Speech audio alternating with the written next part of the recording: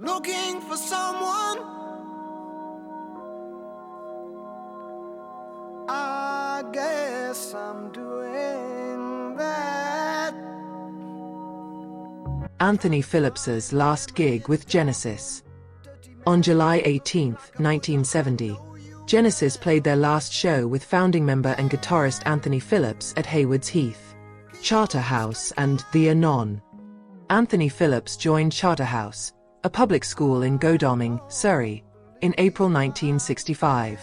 Being a guitarist, he quickly formed a band there with his fellow pupils Richard MacPhail, Rivers Job, Rob Tyrrell and Mike Rutherford.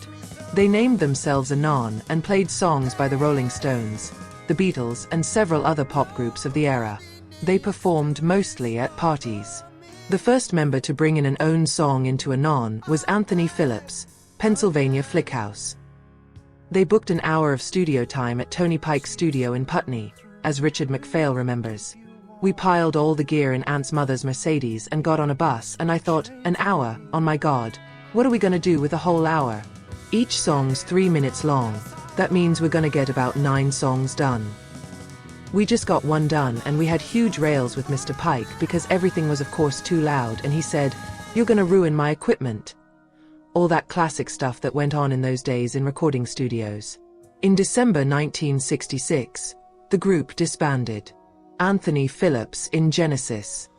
In 1967, Ant and his friend and fellow guitarist Mike Rutherford began writing music together. To record a demo, they asked another Charterhouse pupil, Tony Banks, if he could play organ on a song. Tony agreed under the condition that his mate Peter Gabriel could also come along and sing one of their songs. Both of them had also played in a band at Charterhouse, the Garden Wall. Ant and Mike agreed, and soon, former Garden Wall drummer Chris Stewart joined the group. The demo tape was given to producer Jonathan King, who signed them to his publishing company, and they recorded some singles.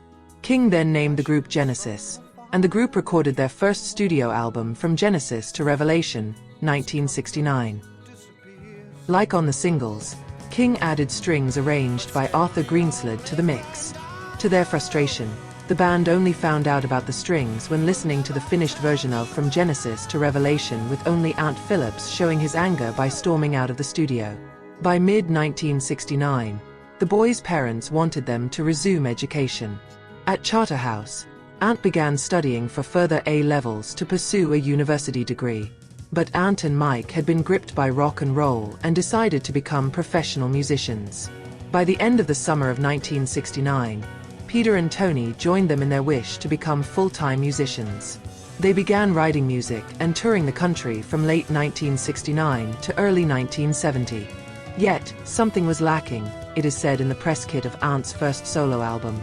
Phillips, perhaps because he was younger than the others, found that life on the road was getting in the way of his writing. The unhappiness and the stress began affecting Ant's health, and also he began suffering from stage fright. I was in Watford Tech. I remember playing the opening thing of Let Us Now Make Love, and I looked at the guitar and I thought, I haven't got a clue what comes next. And then I saw myself playing, but it was really scary. Rich MacPhail remembers him playing a gig at Hackney where Ant was almost catatonic. Ant battled with the stage fright for 3 months thinking it was a passing phase, and then fell ill with bronchial pneumonia.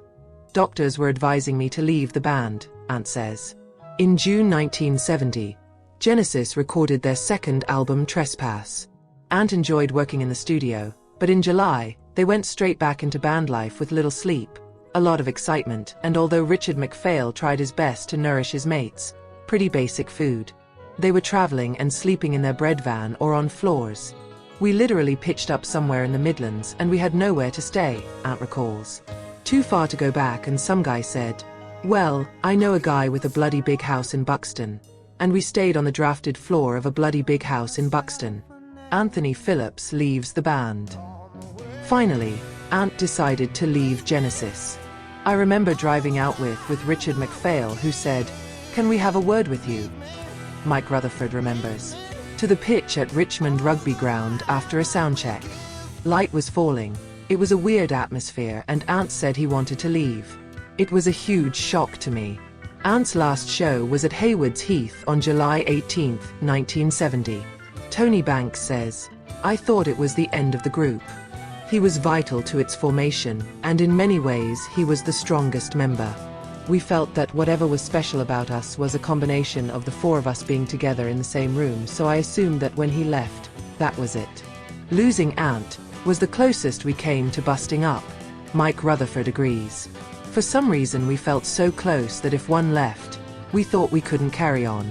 Of all the changes we've been through, surviving Ant leaving was the hardest. The aftermath. After Ant's departure, Genesis did not disband, but his influence remained. The acoustic beginning of the musical box, the opening song of their next album Nursery Crime, was based on an instrumental guitar piece by Mike and Ant called F-sharp. Ant himself went into a hiatus. "I left Genesis in a cloud of dust," he says.